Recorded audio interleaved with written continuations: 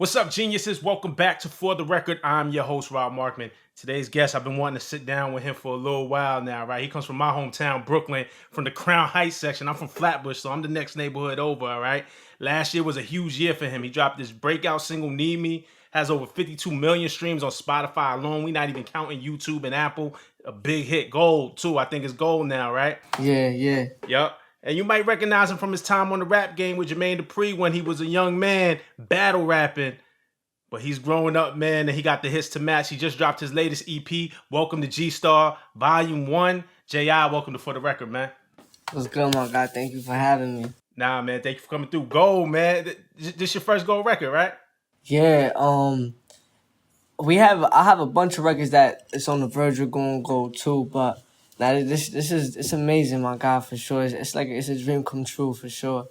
Nah, man, congratulations on that. And you know, that's one of the really dope things about streaming is because for people who may have just discovered you for Need Me, like they'll listen to that record and most of the streaming services, they might play Company after that, or they might play, you know what I'm saying? They might play another record that then it just raises the plays on it and gets you multiple plaques. You know what I mean? Nah, yeah, definitely, exactly, and that's the whole that comes with dropping more music too. Right. Nah, that's super dope. So you just dropped Welcome to GStarr Volume 1. Just explain the title for us. Who's a part of GStar Entertainment? The team is GStarr. That's the management team, my manager and myself, and I want us to introduce the world to the team because I felt like they know who J.I. is, but they don't know who's running behind J.I. They don't know who you feel me, like the muscle behind me, and I feel like every rapper has like their team, so it was only right to introduce the world to mine. And this is definitely a label where I feel like I'm gonna when my foot is through the door the right way and I can help other artists the way I need to, I'm gonna sign a bunch of artists and break superstars and introduce the world to artists like myself, you feel me? Nah, that's dope, man. And shout out to the team. Shout out to GStar. Shout out to Gabi. Gabi, a good guy. Y'all don't know, again, mostly plays behind the scenes, was instrumental in French Montana, really becoming who he was as an artist. Before that, he was at Loud Records. Classic label that had Big Pun and Wu-Tang and Mobb Deep. So, you know, the people that you got running with you know hip hop for real. Let's get into maybe just the beginning, man. Like you started rapping around when you was 11 or 12. I know you had older brothers and music was always around you. What kind of inspired you at that age in the beginning? I feel like every little kid does, but for me it was different. It was an obsession. You feel me? Like I would become anxious because I wasn't as huge as I wanted to be.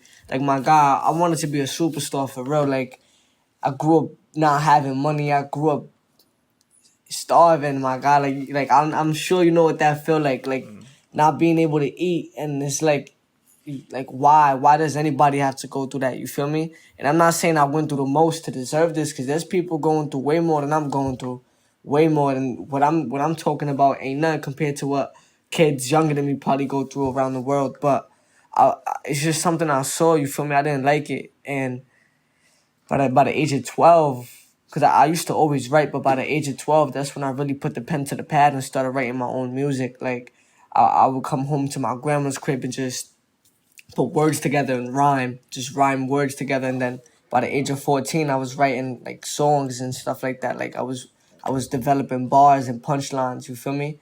But it was just something I always wanted to do. I had an older brother who made music. We had a Yamaha keyboard. We would make beats on it. And I made my first song on that. But, you know, it was just, I don't know, it's just something that was meant for me. And I don't really question it, you feel me? I'm running with it. Were you looking at somebody like when you start developing this dream and a big part of it is to get you and your family out of poverty? Was there somebody on TV that you might have been seeing, or was it somebody that you was looking up to as far as artist wise at that time? Now, when I was started making my own music, the top three people that I was like really looking up to was Big Pun, Eminem, and Tupac. That was my three. I had, I don't know, it was just, and Kendrick Lamar at the time, but he's still like at the time. It was weird because I didn't really respect him enough because he was still upcoming. You feel me? And he was still solidifying his name.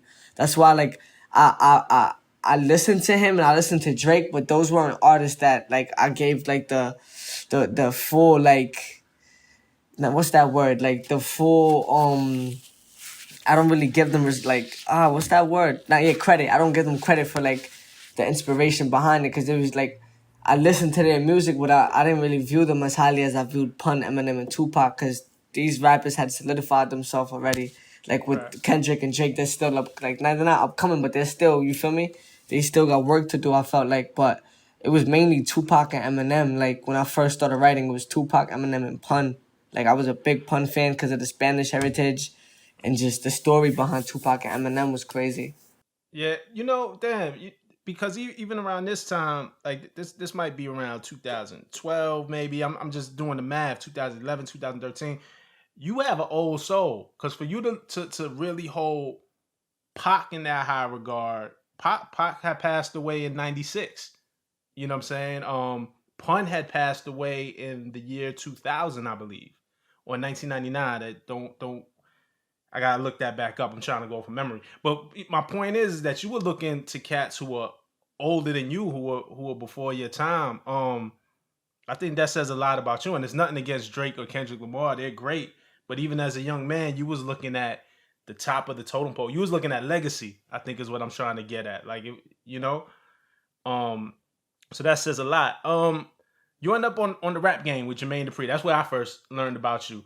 And saw you on TV.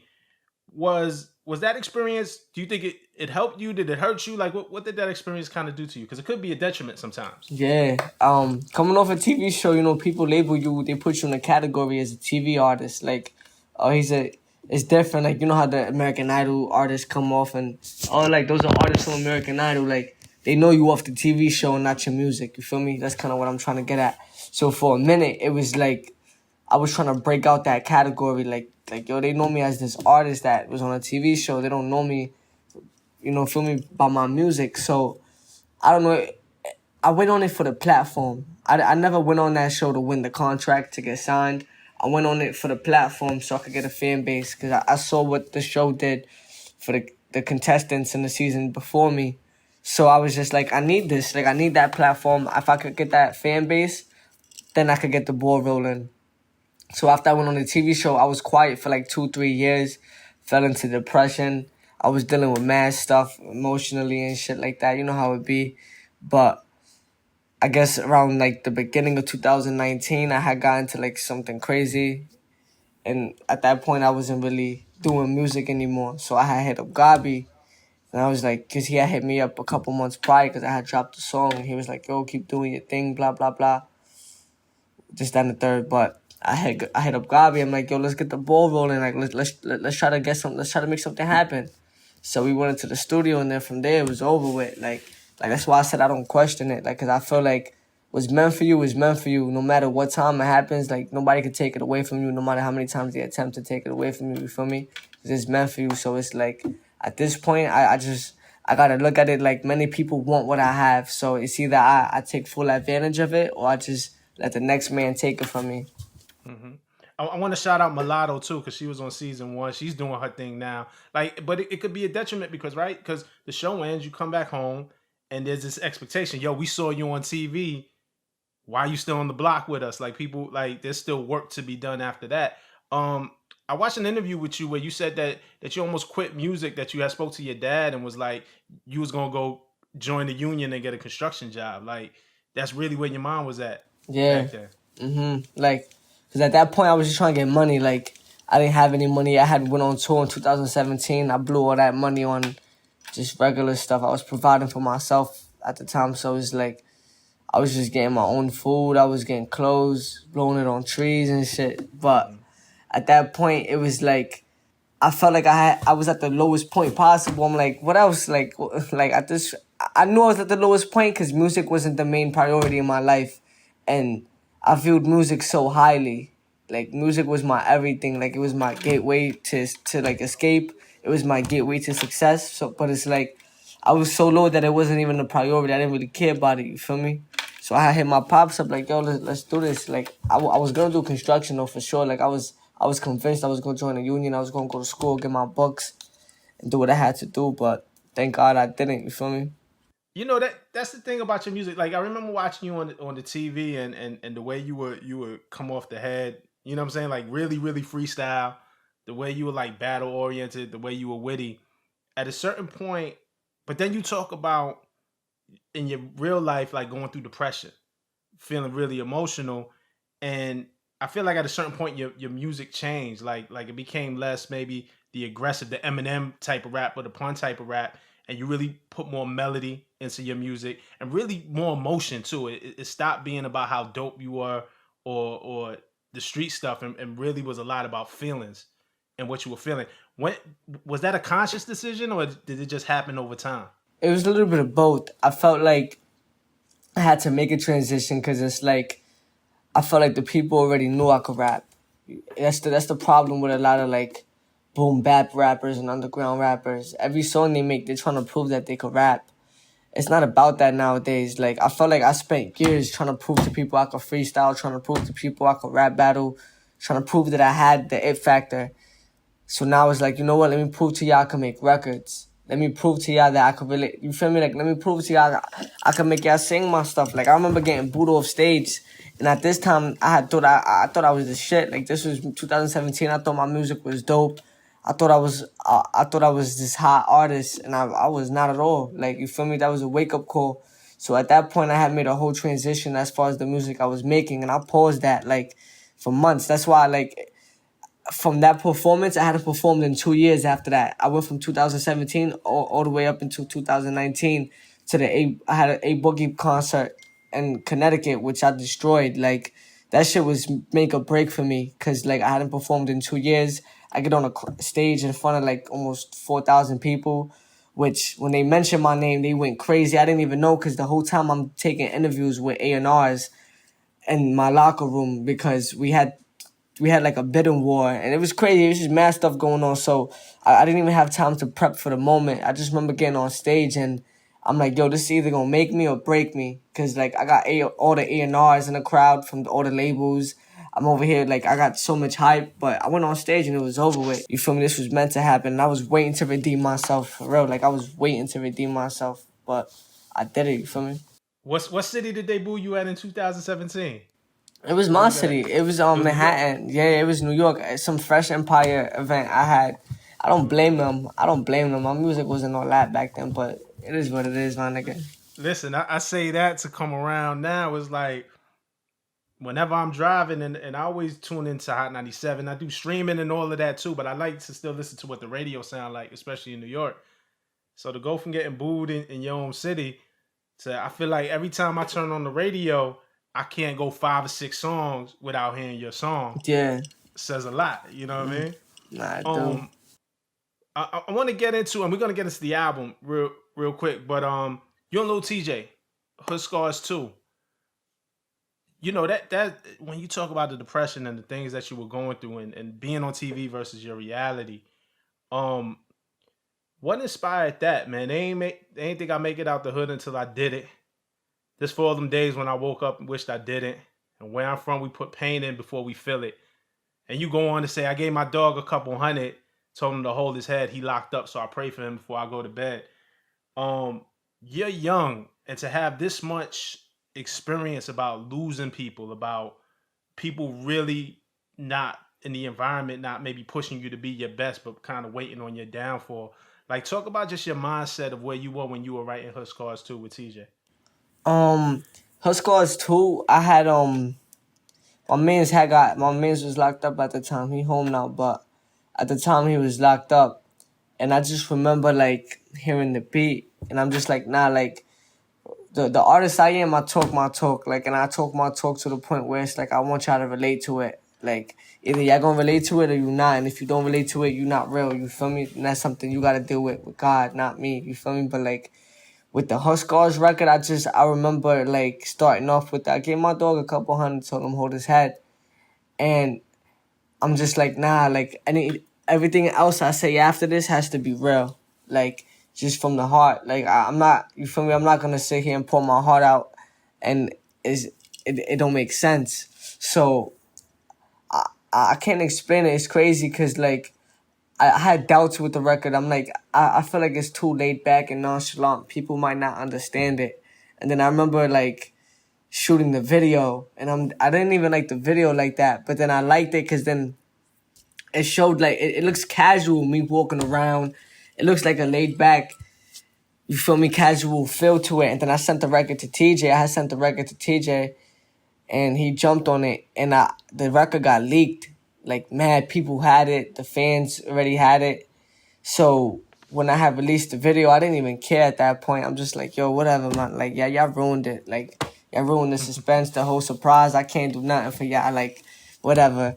But my God, the video got 10 million views in less than a month. Like, it just hit a month yesterday. The video got over 10 million views. Like, the video going crazy right now. I didn't think the response would be what it is. You feel me?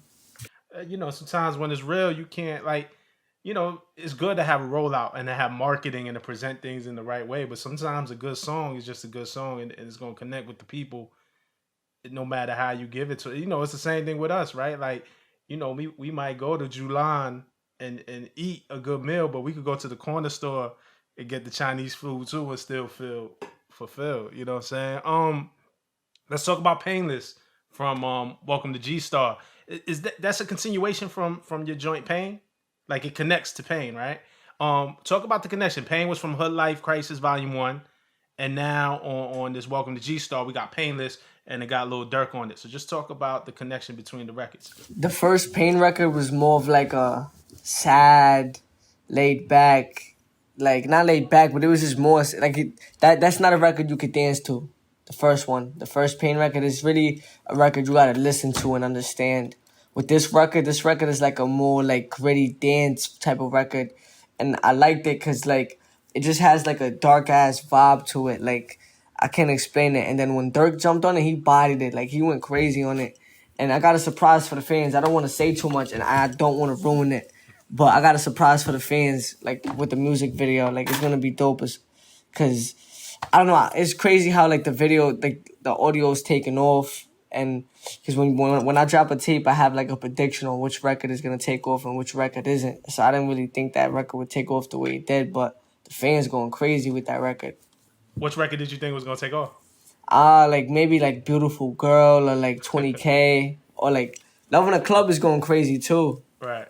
That's Well, another record. beautiful girl. Listen, man, I seen you in the video. The video definitely just came out. It's doing its numbers. Um, and it is kind of two sides of you, I think, because I think we see the hood scar side. I think we hear the pain and the painless side, you know, and really what you're talking about. And then it's the other side, like the playboy, the guy that the girls like. You know what I'm saying? Beautiful girl takes off of a little piece of like feel like inspired by Sean Kingston, his song "Beautiful Girls." Do you remember that song from when you was a kid, or was it that somebody put you on? Like Nah, that's a how'd you make that classic. connection? That's a classic. That song right there, I grew up listening to it. I love that song. And I just remember hearing a beat. And the beat was calm, like it stood out to me, but like what solidified it was just like me singing it. And then my engineer had came in like the studio session, and he plugged in a microphone to the system. So when I started singing it, it just sounded like a record. I'm like, nah, this is it. Like everybody was going crazy. I'm like, this is too catchy. And I mean, I think the record is dope. It was between Beautiful Girl and Spanglish. Spanglish was a record that I feel like is gonna take off for sure, because it's an introduction to the Spanish lane. Like that's another thing. I want to make more Spanish music collab with. I got something crazy on the way. Like I'm not gonna say too much, but with the Spanish lane and the Spanish music, I definitely got something crazy on the way. Shout out to Mike Towers, who's on the Spanglish record with you. What? How much we know you were inspired by hip hop, obviously. You know what I'm saying, and we talked about that. How much were you inspired by Spanish music and reggaeton, and how much of that were you listening to when you were coming up? I mean, my biggest song is an Afro beat, right? Like it got like the reggae vibe to it. I mean, the funny thing is, I didn't really like Spanish music until I started making my own music. That's when I really started to love it, because it the whole shift in the culture. I'm a big Daddy Yankee fan. I'm a big Tego fan. I'm a big like the new artists, Bad Bunny, Nicky Jam, Anuel. You feel me? Like Arcangel. I'm a big such. I'm just a big fan of the culture, like the whole sound of it. And I went to Puerto Rico for the first time a couple like two, maybe like a little over a week ago. You met Tego, right? Yeah. That's my guy. He different, but I went there and I dropped the Spanglish video, and just from there, I'll go to the beach. I hear girls playing it. Every girl I came across knew the record, so it's just like this shit is crazy, you know. And those are my people. I'm Puerto Rican, so it's like me embracing my people and then getting love back is everything. Like that's where it's like that's when you realize you're really doing your job. Nah, that's hard, man, and I love to see you do it. I think sometimes, especially me coming up, I'm Puerto Rican as well, and Hmm. being into hip hop, like there was a stigma of Latinos in hip hop. Like it's funny because us coming up in New York, there's no division. Hmm. Like everybody's involved, and I think in other parts of the country, I think in Cali, the Latinos and the black community, the Mexican community, the black community, there's a little more separation, there's a little less blending, and in other cities as well. So I think we always understood in New York how you could be Latino and you could be hip hop as fuck, and Hmm. you could still speak Spanish and you could still listen to Yankee or Tego or Zion Lennox, Hmm. and I don't know if it made sense to the consumer as much back in the day. And I feel like now the walls are breaking down. To see you be able to do that Spanglish record and then on the same album do a record with Lil Durk, it kind of gives me hope for the next generation. Like they're not gonna have to fight the battles that maybe a Pun had to fight or Fat Hmm. Joe had to fight or the Beatnuts or something like that, man. So it's exciting to see you do that. You know what I'm saying? Hmm. No, thank you. How's your mom feel about that, man? Like I about that She, record. now she a fan of it, definitely. I mean, she supports too the whole movement. Like, she loves what I'm doing. My family supports heavily. Like, the support from them is definitely like I can't refute it, and it's there. You feel me? Like they support since day one, and it's dope. I can make my family proud. You feel me? That was like a main goal, just being able to show them that one of us is gonna be able to do it. You feel me? If Cause not all of us. y'all went through a lot. Y'all Hmm. went through a lot. Does your older brother still make music? Yeah, yeah. Every now and then he's more on his producer stuff now. Right. He be sending you beats. He be trying to submit Che try to get on the album. Nah. He. That's the funny thing. He don't. Not yet. I'm gonna do something with him though for sure. Let's talk about Need Me a little bit, man, because Need Me is the big one. You know, before that there was Company Part One. There was Blame on Me. There were other records that I had seen an interview with you that you thought that was gonna go. And then Need Me. So talk about the build up to where you get to Need Me, because it wasn't. I think a lot of people are gonna hear Need Me and feel like, oh, this kid just came out of nowhere if they weren't in tune to you on TV. But there was a build up. Like one record was more successful, another one record was more successful, and then you had Need Me, which was the explosion. So talk about kind of that build up that led you there. At that point when I had dropped company, I was just on a run. Like I was just as far as me releasing music, I was definitely on a run where I was releasing music that we had high expectations. And don't get me wrong, the songs lived up to the expectations. Like Blame on Me is almost at 20 million. So it's like, but I genuinely thought Blame on Me was that record. Like I knew Company would be the intro, and then I dropped like a record after that, Hate It or Love It. It didn't really hit, but Blame on Me, when I made that record, I'm like, this is it.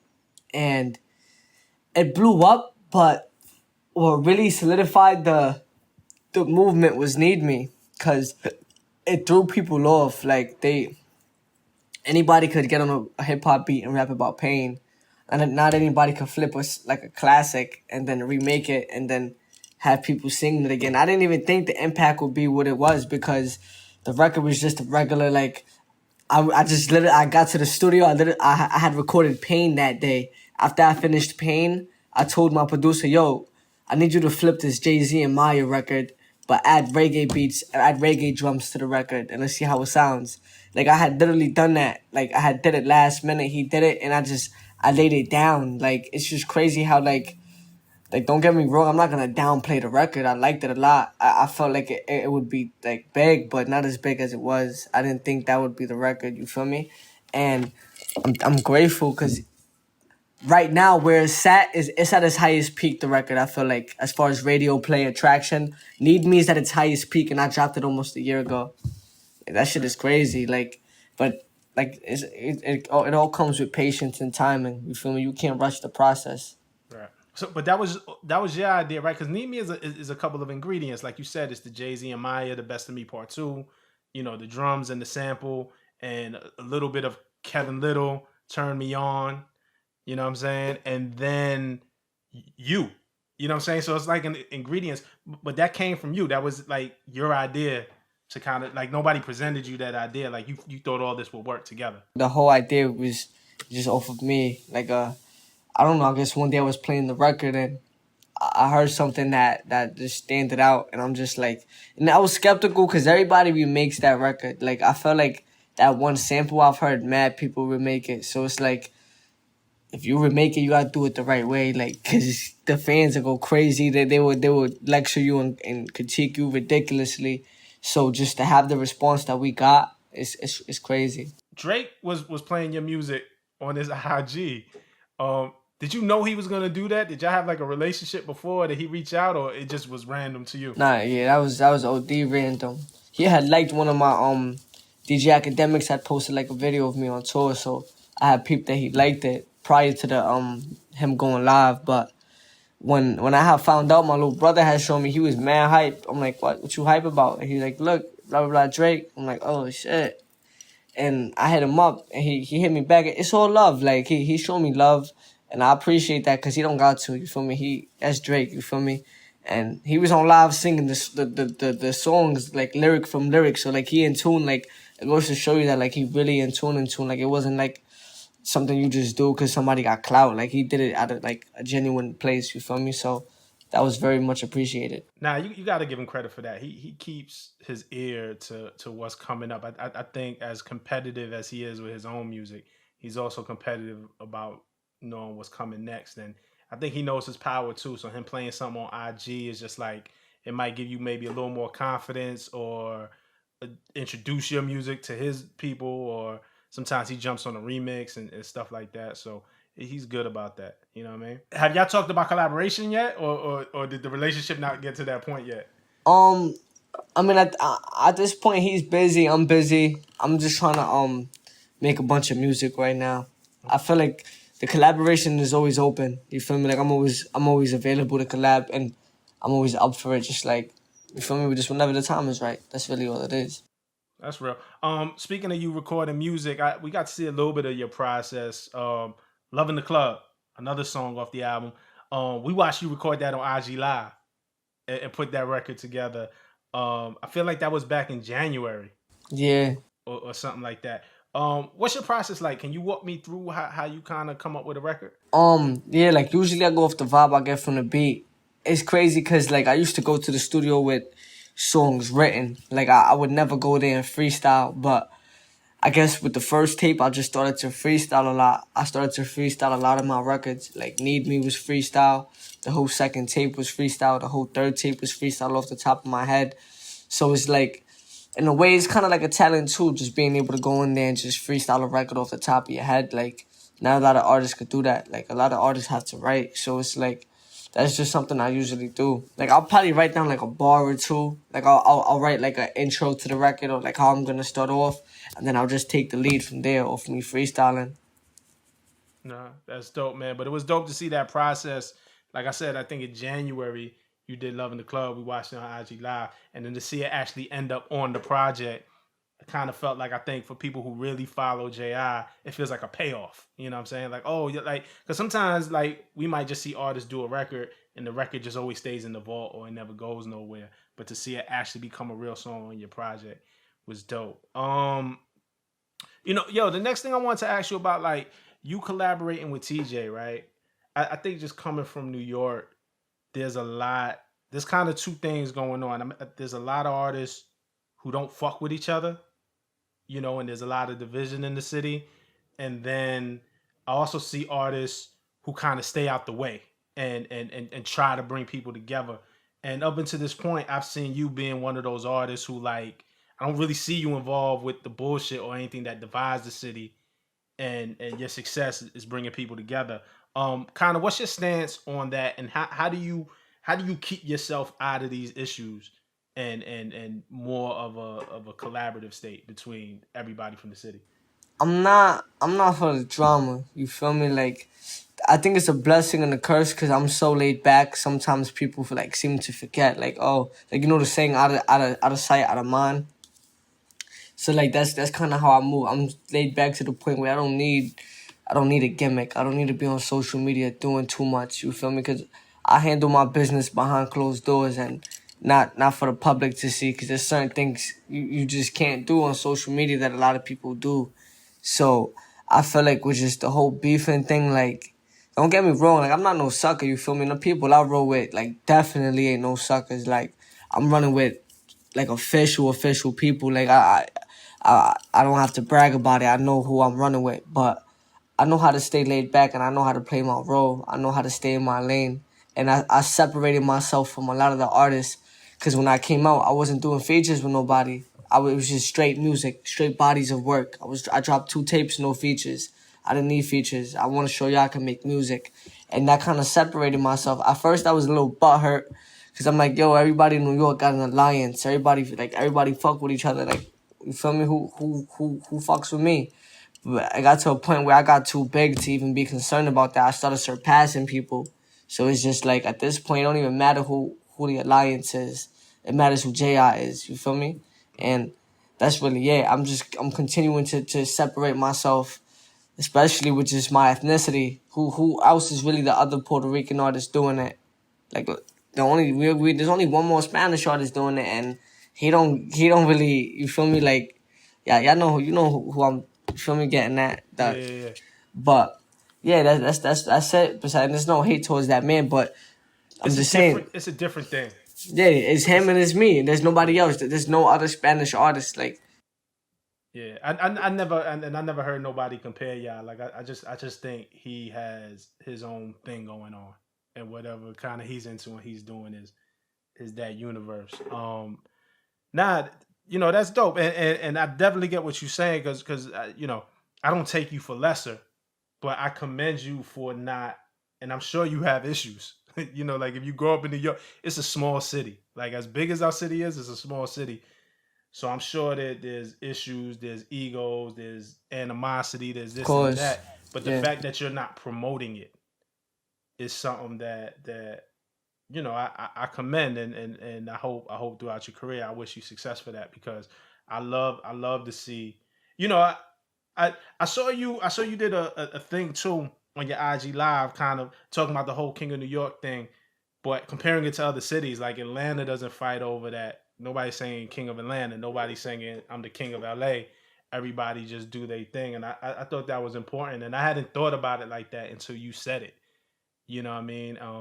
So I commend you for that, man. Keep pushing that line, man, because I think New York and the music scene is only going to get better if we stop putting our differences aside. You know what I'm saying? And start really fucking with each other because there's so much talent out here. You know what I mean? yeah, nah, 100%.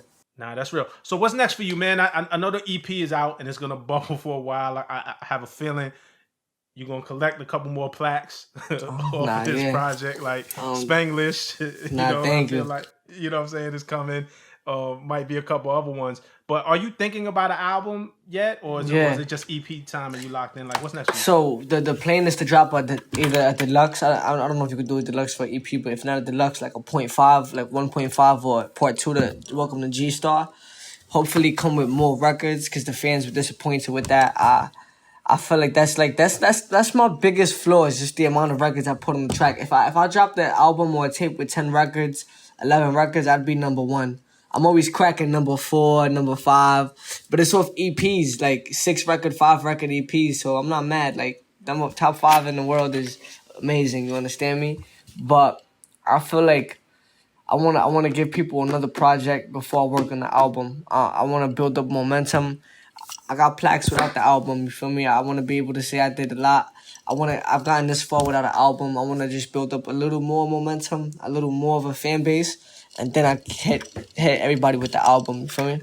Nah, that's dope, man. Listen, man, just run your race. Like, you got to do what works for you. You know what I'm saying? There's no formula out there. Like, so if you feel like I got to do another EP before I get for an album, if you feel like your album only has to be 10 tracks, like, it's about putting out the best quality work. You know what I'm saying? Yeah, but I don't. You know what it is? I don't want to die out either, cause yo, bro, like, I'm in the lead. Like, I'm not the lead, but like, I'm up there. Like when you mention New York rappers, New York upcoming rappers, I'm in that conversation. So while I'm still in that conversation, I want to make sure I impact the people the right way, where I can still be involved in that conversation. Cause I don't just want to keep releasing certain records and it's like, this is not. I'm a good critique. You feel me? And I know how to like give my fans what they want sometimes. So it's like I want to make sure I continue to do that. You feel me? Like even with the Spanish music, like yo, I have something in the works with that lane too. Like, and it's huge because I'm Puerto Rican. That's why it's like it's amazing. Like, and yo, bro, like I'm getting more love in the Spanish world quicker from artists. My nigga, I'm getting love from artists bigger than artists in the fucking English lane that wouldn't even that would look past my way. You feel me? There's artists in the English world that would look past my way, and I'm getting loved by artists in the Spanish world 10 times bigger than them. So it's crazy. It goes to show you how certain it's different over there. It's a different lane. It's a different world, and the people love me and support me, and I got them on my back. So it's about to get spooky for real. It's about to get spooky. Right. Nah, man. Well, look, man, you know over here at Genius, man, we fuck with you. We're fans. We rooting for your success, man. So I want to see all of that. I see you keeping another secret when you went into the Spanish. We about to call you the king of secrets, man. You might not be Jack and the king of New York time, but you the king of secrets, man. Hell yeah. Yo, it's a tough interview, man. This guy don't give up nothing. Facts. Nah, man, but nah, we messing with you, man. And it was important to do this interview because I wanted to just show the people. Obviously, tons of your fans know your story, but for people who are just catching on now, to know that this didn't happen overnight. There was ups, there was downs, and it makes the success that much more sweeter, man. So, man, keep going, man. We're gonna keep watching, man. We're gonna keep documenting. You know what I mean? Of course. Thank you for having me. And I can't wait to go back up there to do another lyric breakdown. Thank y'all for supporting me, and I appreciate y'all for real. As always, man, please leave your comments. Let me know. Welcome to GStar. What's your favorite tracks? I'm gonna get down there in the comments with y'all. We're gonna talk about this album. We're gonna talk about J.I., man. And until next week, this is For the Record. Peace.